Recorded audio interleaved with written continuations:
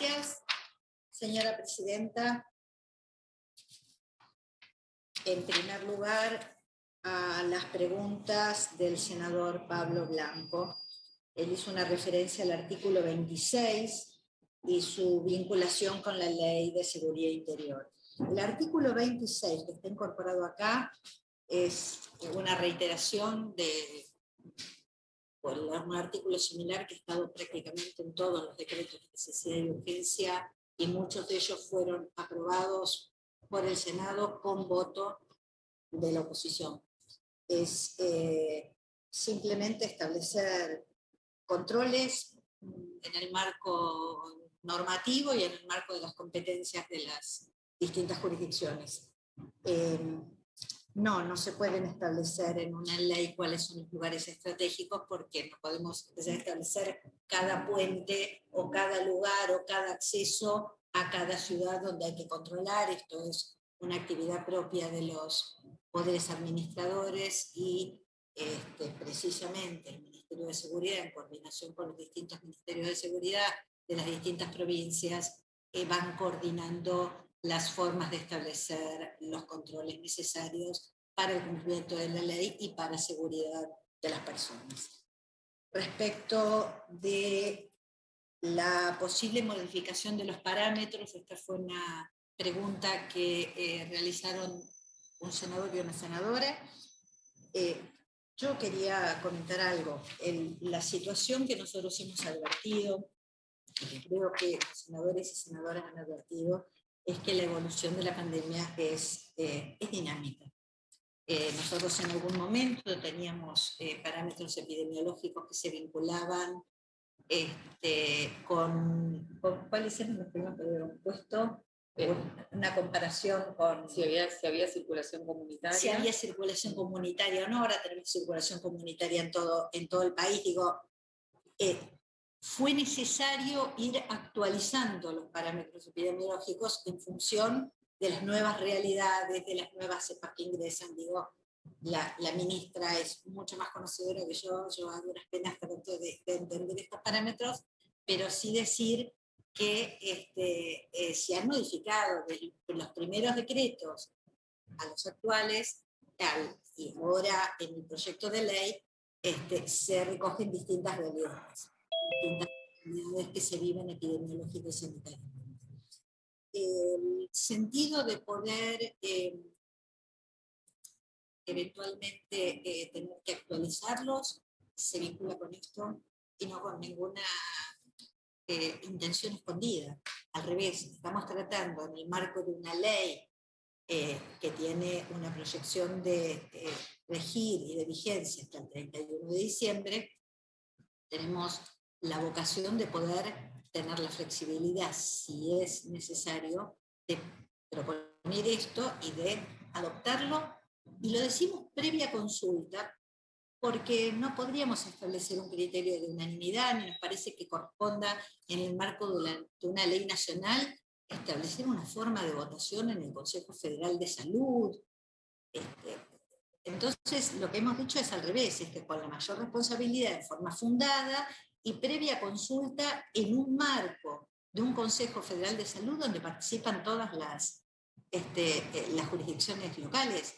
Yo creo que esta es una forma muy cuidada, muy respetuosa de las autonomías, precisamente de las jurisdicciones, donde claramente en salud hay competencias concurrentes, que se pueda contar con la flexibilidad, si fuera necesario, de actualizar algún parámetro, y que eso se debata antes en el marco del Consejo Federal de Salud.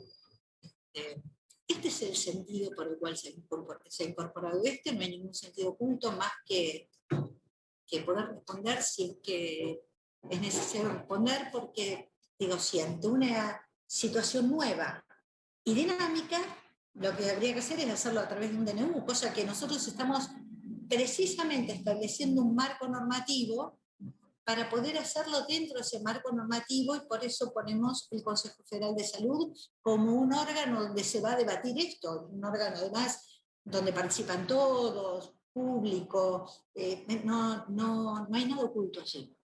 La verdad es poder dejar en una ley que va a regir muchos meses la posibilidad de actualizar parámetros si fuera necesario en un marco normativo. Respecto de, me han dicho que habría que hacer un convenio federal eventualmente para adoptar estas medidas. No, miren, el Congreso Nacional tiene facultades para legislar en materia de salud pública, pero lo ha hecho con la ley de pacientes, la ley de vacunas, la ley de salud mental, la ley de tabaquismo, la ley de lucha contra el alcoholismo y tantas otras. Digamos, es precisamente una competencia propia del Poder Legislativo legislar en materia de salud pública. Después hay competencias que son concurrentes, como bien lo tenemos en claro, y por eso mismo es que son gobernadores y gobernadoras los que pueden ir adoptando las medidas que consideren pertinentes, además de las que se establecen legislativamente. Pero claramente tiene una facultad propia que ha ejercido siempre, históricamente, el Congreso Nacional para legislar en materia de salud pública. Es una materia que además tiene obligación de legislar las bases de la salud pública. Mucho más en una situación de emergencia de las características de las que estamos viviendo, que ponen en riesgo la salud y la vida de argentinos y argentinas, como bien ha mencionado la senadora Anabel Fernández Agá. Así que esta legislación claramente está en el marco de las competencias y de las obligaciones del Congreso Nacional.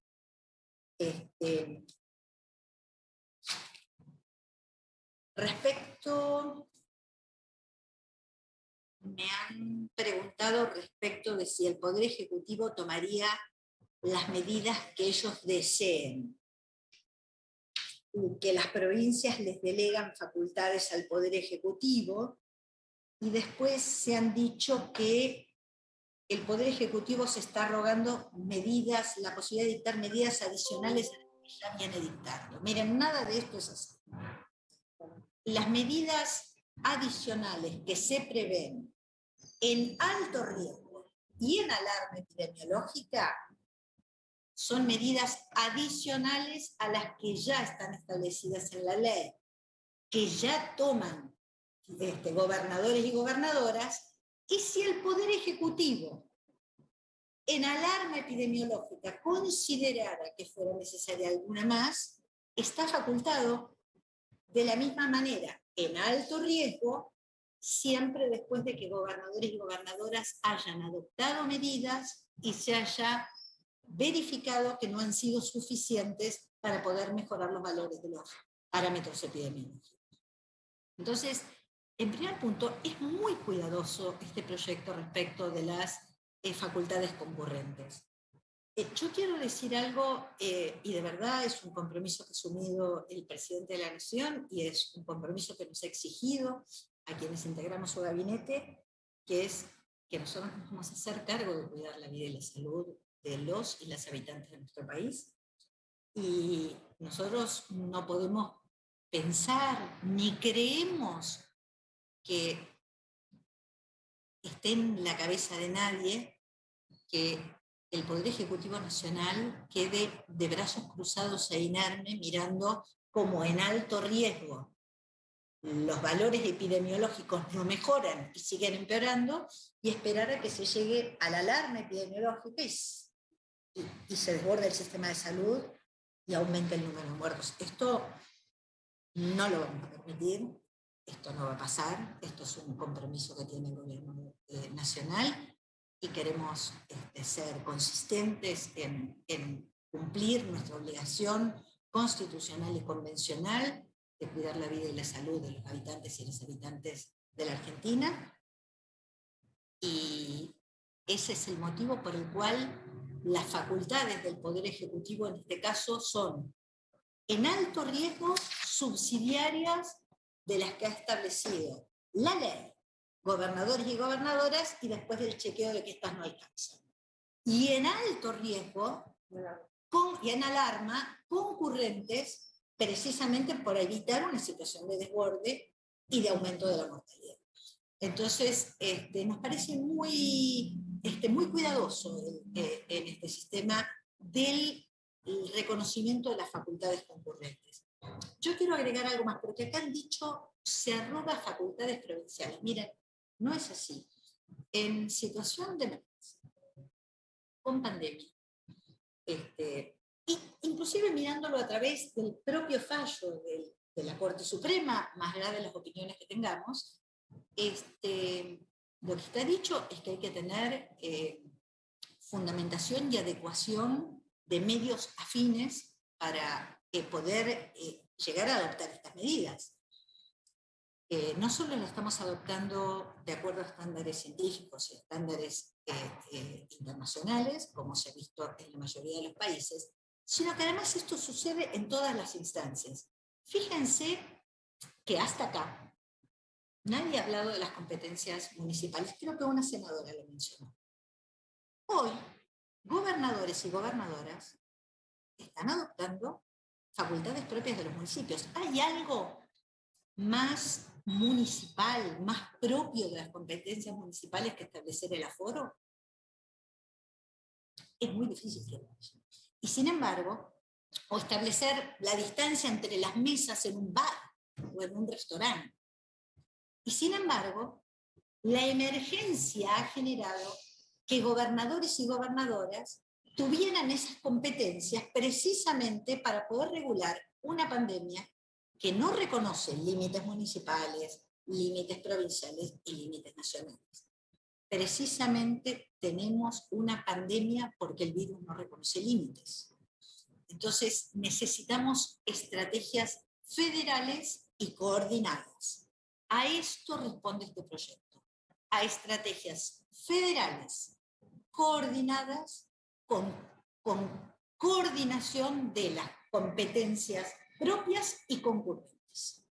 Entonces estamos estableciendo un proyecto muy proporcionado, donde escalonadamente en los lugares de bajo riesgo, de mediano riesgo, actúan las competencias propias de los gobernadores y gobernadoras, que también trabajarán en coordinación con sus intendentes e intendentes.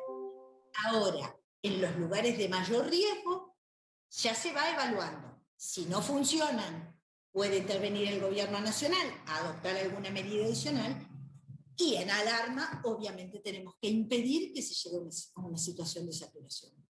Esto nos parece, pero además de un cuidado y de un equilibrio que recoge precisamente aquello que son facultades concurrentes y aquello que son facultades propias.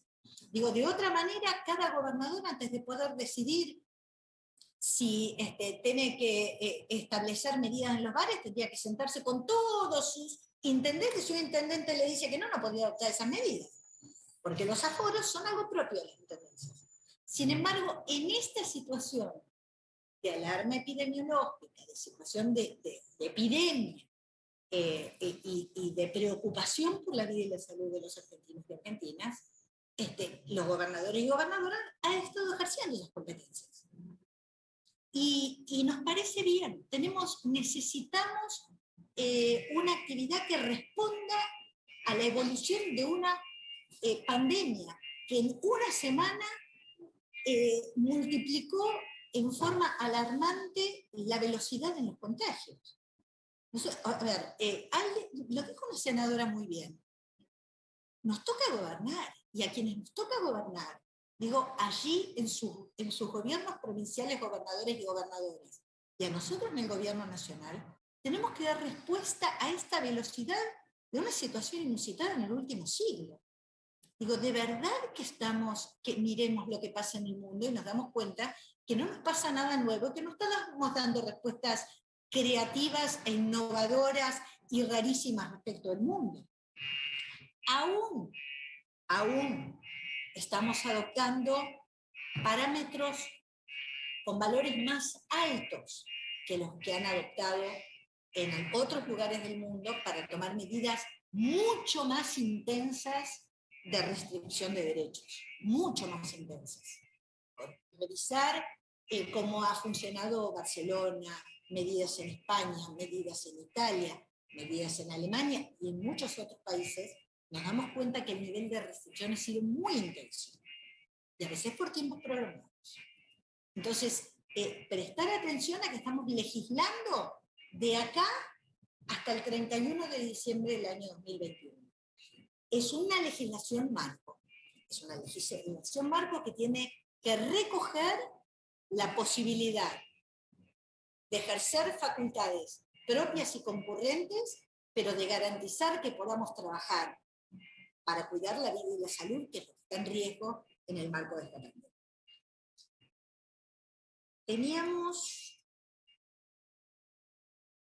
además, una pregunta que me han dicho si la ley está por encima de la Constitución Nacional. No, obviamente. Siempre la Constitución Nacional y el bloque constitucional está por encima de las leyes, por eso estamos proponiendo una ley que se enmarca en el bloque constitucional, en la Constitución y los tratados internacionales que ha firmado y suscrito nuestro país.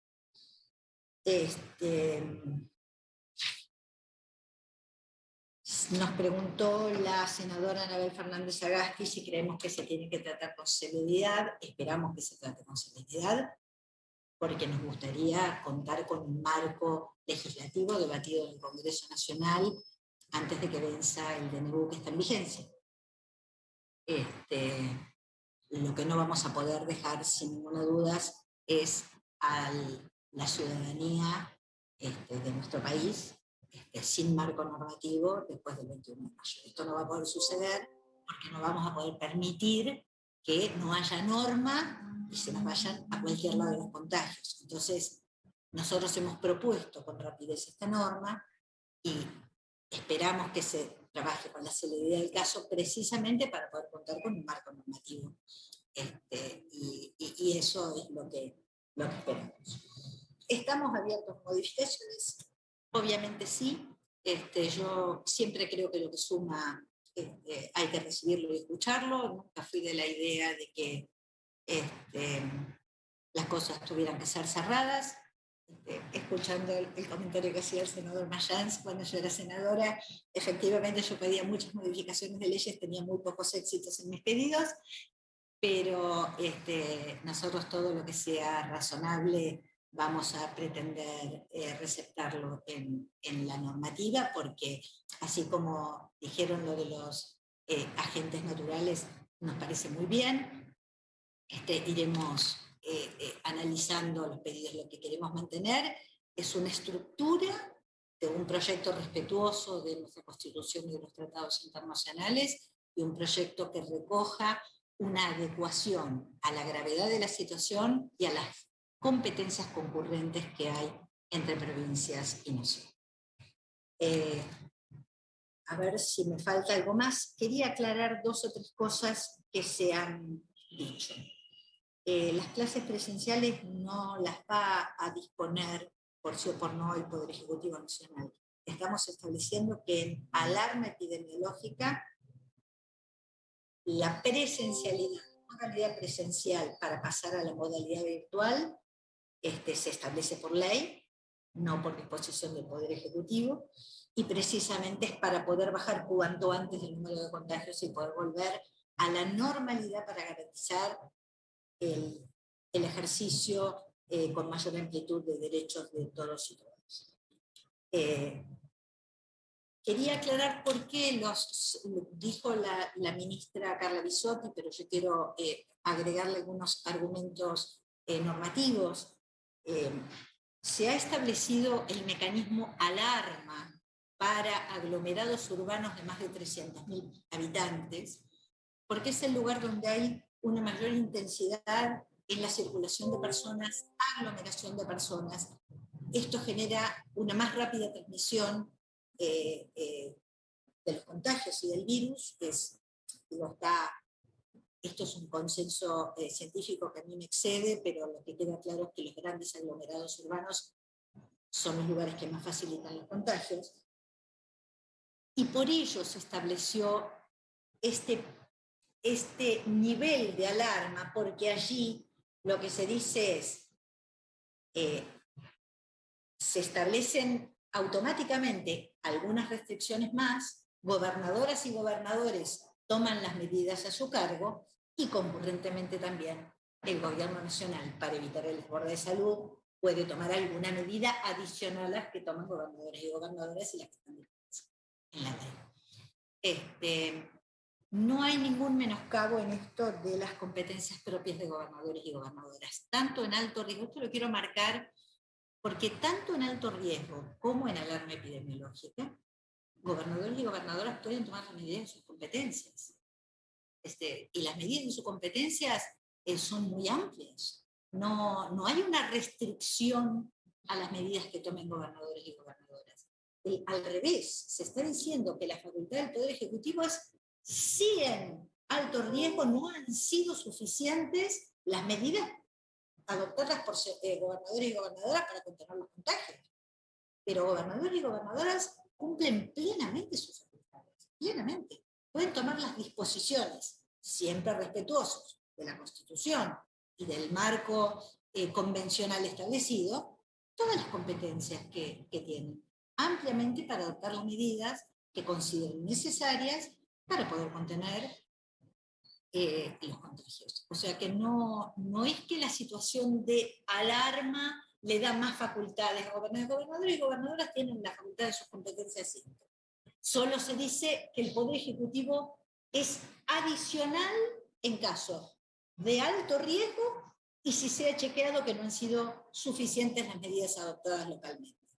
Y en alarma sí, para evitar la situación de desborde, si el Poder Ejecutivo considera que tiene que tomar alguna medida adicional, las toma. Pero hay muchas medidas que ustedes han visto en el articulado que ya están establecidas automáticamente en la ley, más las que adopten gobernadores y gobernadoras. O sea que la facultad del Poder Ejecutivo allí es bastante supletoria, precisamente por esto de un marco normativo de facultades concurrentes, de competencias concurrentes. Luego hemos buscado un equilibrio muy razonable.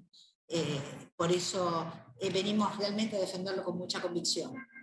Creemos que la forma de trabajar tiene que ser coordinada entre las autoridades locales y las autoridades nacionales. Finalmente, el senador Martínez me preguntaba si hemos establecido estas decisiones, los decretos de necesidad y urgencia que se fueron dictando por determinada cantidad de tiempo, en forma temporaria, durante el año pasado, se habían enmarcado en la ley de emergencia votada en 2019. Mire, la ley de emergencia se prorrogó por el decreto 260 del 2020 y siempre se amplió, efectivamente, se amplió y después esto está establecido hasta el 31 de diciembre de 2021. Es en el marco de esta emergencia sanitaria vigente hasta el 31 de diciembre de 2021 que se adoptan las medidas de salud pública para preservar la vida y la salud de la gente, que es la que se proponen en el marco de esta ley. Yo finalmente les agradezco la invitación a participar. Ustedes, bueno, algunos o algunas me conocen que hemos sido colegas en el Senado o en la Cámara de Diputados. Yo no vine acá a polemizar, de verdad no vine a hacer no es porque no se puede hacer, pero yo creo que tenemos una responsabilidad tan alta en el marco de la situación de pandemia que se está viviendo. Tenemos un registro muy claro de la angustia de las familias y de las personas que con mucho esfuerzo han llevado adelante las medidas sanitarias, que nosotros vinimos a presentar un proyecto equilibrado para poder enmarcar legalmente esta pandemia y regulando las competencias concurrentes de los gobiernos locales y el gobierno nacional, y además para poder establecer un diálogo fructífero entre el Congreso Nacional y el Poder Ejecutivo. Así que en ese marco y con todo el respeto, hemos venido a responder a las preguntas que nos han hecho. Siempre quedamos a disposición si es que hay algún tema adicional para que nos pregunten. Yo soy de los que contesto en general los mensajes, a veces alguna urgencia me puede demorar, pero he sido senadora y diputada y sé lo duro que es que los funcionarios y funcionarias no contesten llamados. Yo soy, y creo que nuestro gobierno en general, con las urgencias a veces que nos corren, o con los tiempos que podemos manejar, tratamos de darle respuesta a los senadores y senadoras, a los diputados y diputadas, porque conocemos su responsabilidad, la importancia de esa función. Ustedes están allí representando a sus provincias y la angustia nos toca a todos y todas en todas las jurisdicciones de nuestro país. Así que cualquier inquietud adicional, yo quedo a disposición y les agradezco, señora presidenta Sacnún, señor presidente FIAD, les agradezco muchísimo la invitación y para continuar eventualmente si hay algún tema adicional quedo a disposición para que me contacten. Muchísimas gracias. Gracias, Vilma. Yo voy a hacer 3 o 4 comentarios generales en función de algunas reflexiones de los senadores y las senadoras que me parece oportuno poder ponerlo en palabras, aunque por ahí para nosotros, desde el área de salud, es obvio, es importante expresarlo a los senadores y senadoras. Todas las decisiones que se toman, todos los consensos, todas las recomendaciones y las guías que están publicadas en la página web se realizan en consenso con distintas áreas de expertos. Todas las decisiones y las recomendaciones que adopta el Consejo Federal de Educación los hace en conjunto con el Ministerio de Salud, en conjunto con un consejo asesor que se creó por resolución ministerial hace más de un año y monitorea todas los indicadores epidemiológicos y las distintas situaciones que, como explicamos varias veces, son muy dinámicas y lo que era el año pasado no necesariamente es en este momento. Además, hay una app que se llama Cuidar Escuelas, donde se registran los casos en cada uno de los establecimientos en función de la matrícula para monitorear y tomar decisiones basadas en la evidencia y trabajar mucho en contacto con educación. Y hay una mesa salud, educación con UNICEF y sociedades científicas que el mismo presidente puso en funciones para avanzar también con una mirada federal. No es lo mismo un gran aglomerado urbano que una localidad de menos de 40.000 habitantes en relación a esto, así que el consenso y el contacto con educación. Tenemos diferentes comités de expertos, un comité de expertos que tuvo contacto con el presidente desde el principio, que es multidisciplinario. No es cierto que sean infectólogos, epidemiólogos, hay terapistas, hay personas que se dedican a vacunas, personas de clínica médica, de emergentología, tienen un amplio de pediatría y de adultos. Hay un comité que tiene una mirada de ciencias sociales y salud mental, y hay un comité ad hoc también de bioética que tiene contacto y genera recomendaciones en forma permanente para tomar las decisiones en relación a la vacunación. Está la Comisión Nacional de la Comisión Nacional de Inmunizaciones, y desde 2011 Argentina tiene una Comisión Nacional de Seguridad en Vacunas también para generar todas las recomendaciones en relación a los eventos que se relacionan temporalmente con la vacunación. En ese sentido, también la situación global en relación a la vacunación, ustedes saben, lo dijo el senador Mayans, y me parece que también es importante mencionar la situación global en relación a la producción de vacunas. No ha sido Argentina solamente que ha tenido incumplimiento por parte de los contratos, sino todos los laboratorios de productores de vacunas, ya sean privados o públicos, y todos los países que han comprado vacunas han visto sus calendarios de provisión impactados por la dificultad mundial en la escalada de la producción de la vacuna. Y ningún país ha recibido las vacunas que esperaba recibir en tiempo y forma. Son muy pocos los países que han podido sostener la vacunación y en foros y en reuniones de la Organización Mundial de la Salud y de diferentes ámbitos internacionales. De 200 países hay alrededor de 130 países donde viven 2.500 millones de personas que aún no han recibido vacunas y que no tienen perspectivas de recibirlas durante 2021. En ese contexto inequitativo antes de la pandemia, en el acceso a los medicamentos y a las vacunas, en un contexto que ha profundizado mucho más, ya que el mundo entero necesita un insumo al mismo tiempo, Argentina ha sostenido su plan de vacunación, ha recibido en forma constante y estamos muy cerca de poder lograr el hito de, durante el mes de mayo, con estas llegadas, poder proteger, iniciar el esquema de vacunación a la población priorizada que tiene más riesgo de tener complicaciones y fallecer. Realmente, también lo dijo el senador Mayans, esta enfermedad es una enfermedad que no está cerrada en su conocimiento para nada, es muy variable la situación, lo que pasaba el año pasado no sucede ahora, las edades de las personas internadas son menores, la dinámica de la infección es diferente, la circulación de nuevas variantes de virus con más transmisibilidad y más letalidad cambia en el escenario, el impacto que puede tener eso en la cobertura de la vacunación. Es por eso que independientemente del fortalecimiento del sistema de salud, independientemente de la profundización y la escalada de la vacunación, necesitamos que haya menos casos, necesitamos que se enferme menos gente, necesitamos que tengamos menos personas internadas con gravedad y necesitamos minimizar la posibilidad de que en el marco de la transmisión también puedan emerger nuevas mutaciones. Así que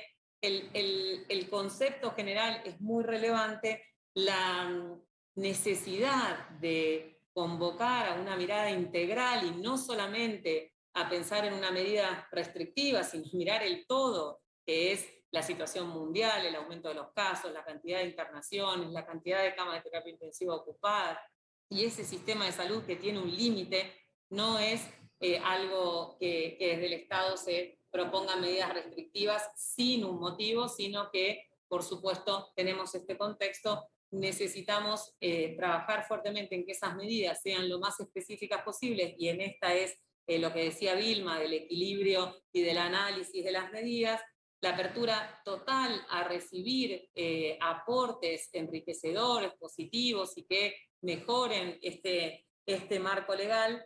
Y en relación a los parámetros y a los parámetros que estamos de acuerdo, que son parámetros altos, justamente por lo que explicaba Vilma, que es el momento en el cual es el límite superior para generar alguna medida que se dispare por ley, ya que antes de esos parámetros, y es en lo que trabajamos permanentemente con cada jurisdicción, el gobernador, la gobernadora, los ministros de salud, las ministras de salud pueden tomar medidas muy oportunas. Cuanto más temprana, cuanto más localizada, cuanto más intensiva sea una medida, más rápido, sobre todo en las localidades menos densamente pobladas, se va a poder controlar una situación. Es por eso que el límite que se pone son parámetros elevados y son parámetros donde se genera una intervención de alguna restricción para no llegar a una situación peor. Desde el Estado, con la mirada que venimos comentando desde el principio de esta reunión,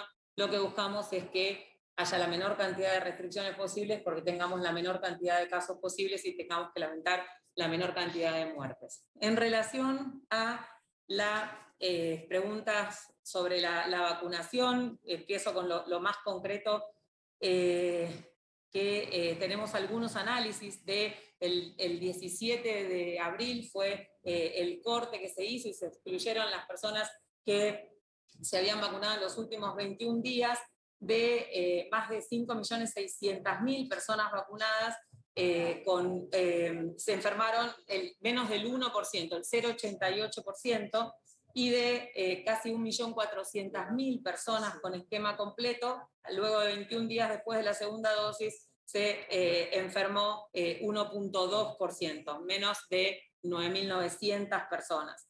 En relación a los fallecidos, a los fallecimientos, entre las personas con esquema completo, después de la segunda dosis, haber pasado 21 días, solamente se han reportado 15 personas fallecidas, y en relación a las personas vacunadas después de la primera dosis, menos del 0,01 han fallecido. Así que el impacto positivo que tiene la vacunación en este momento del mundo, de la campaña de vacunación, el beneficio individual es muy importante. Necesitamos, por supuesto, continuar vacunando a la mayor cantidad de personas posibles para que, empezando, por supuesto, porque tiene más riesgo de tener complicaciones y fallecer, primero para disminuir la mortalidad y después para generar ese efecto positivo que tiene solidario la vacunación en relación a la disminución del número de casos en general.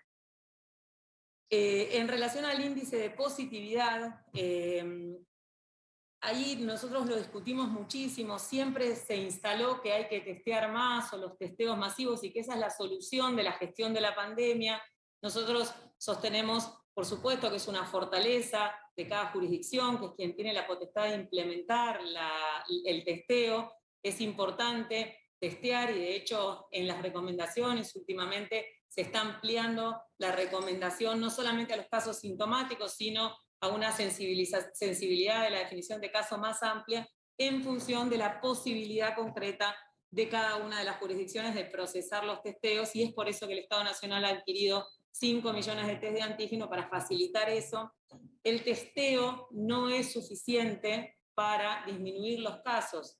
Es justamente un ejemplo que puso la diputada también en relación a la Ciudad de Buenos Aires, que ha desarrollado una capacidad de testeo enorme y testea personas asintomáticas en el marco de un trabajo conjunto que hicimos en el operativo Detectar y que ha dejado instalado los Detectar en muchísimos puntos de la Ciudad de Buenos Aires.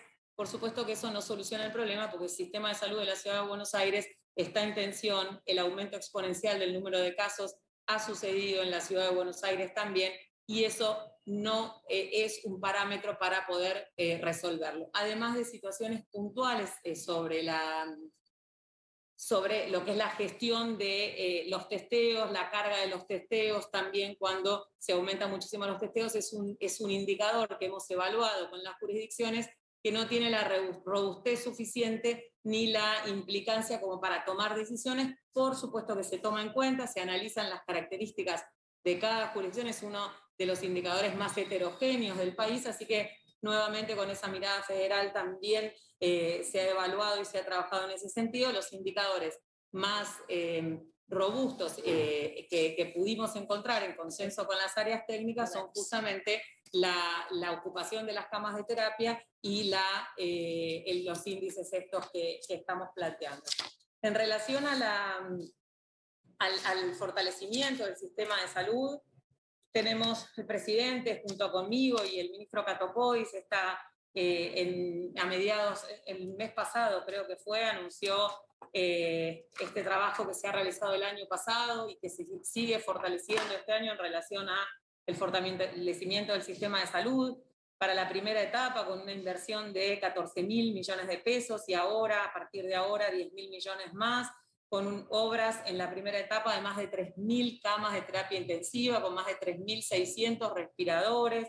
En esta segunda etapa, la proyección de aumentar más todavía, 1.400 camas más, con 485 camas de terapia intensiva, un total de casi 4.500 camas y 2.500 camas de terapia intensiva, con lo que se ha realizado en relación a también apoyo, remodelación y construcciones en las provincias, y los 12 hospitales modulares en lugares estratégicos, 31 centros de aislamiento sanitario en las unidades penitenciarias, 23 centros de unidades sanitarias en áreas turísticas con más capilaridad para poder fortalecer el sistema de salud, trabajar en refuncionalización de hospitales, ampliación e intervenciones en hospitales, la provisión de más de 600 respiradores este año, este testeo que estamos distribuyendo, el test de antígeno, y por supuesto los 12.200.000 vacunas que se han adquirido por parte del Estado Nacional y se han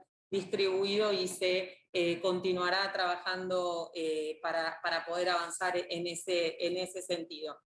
Decirles, para terminar, que mucho más allá de las disputas políticas, partidarias, si hay algo que se ha podido realizar en Argentina durante este año es una cercanía muy, muy importante de ministros y ministras de salud de las provincias junto con la nación, de todos los equipos técnicos, que identificamos realmente que mucho más allá de los colores políticos de cada provincia estamos viviendo una crisis sanitaria inédita a nivel mundial y que necesitamos acercarnos en la mirada de generar un marco que le pueda transmitir alguna tranquilidad y menos angustia y menos incertidumbre a la población, a la ciudadanía, también a los equipos técnicos de las jurisdicciones, y también a los trabajadores y trabajadoras de salud que están dando respuesta en una situación de muchísima tensión, de muchísimo estrés. Ese estrés, esa tensión impacta negativamente en la calidad de atención y cuanto más sucede, más tenemos posibilidades de no poder dar respuesta al sistema de salud, como dijimos siempre, tanto COVID como no COVID. Así que el mensaje final es que podamos ver, podamos lograr un consenso, mejorar todo lo que se pueda mejorar desde el Estado Nacional. Tenemos esa mirada integral de esta situación inédita y de generar las acciones con el mejor impacto sanitario y el menor impacto social y económico y, por supuesto, la menor restricción de las libertades o de los derechos, que entendemos claramente que está sucediendo no solo en Argentina, sino en el mundo en relación a lograr un fin sanitario, que es tener la menor cantidad de muertes y de casos en Argentina. Apelamos a poder lograr como país en esto, en la parte sanitaria, en la parte normativa sanitaria y en la respuesta a la atención a la pandemia, poder sobrevolar cualquier diferencia política partidaria y lograr un consenso para tener el menor impacto en esta segunda ola y en estos meses que nos quedan por delante. Muchísimas gracias por el espacio, muchísimas gracias por el intercambio de opiniones, presidenta y presidente, y estamos a disposición también en las comisiones y analizar las propuestas.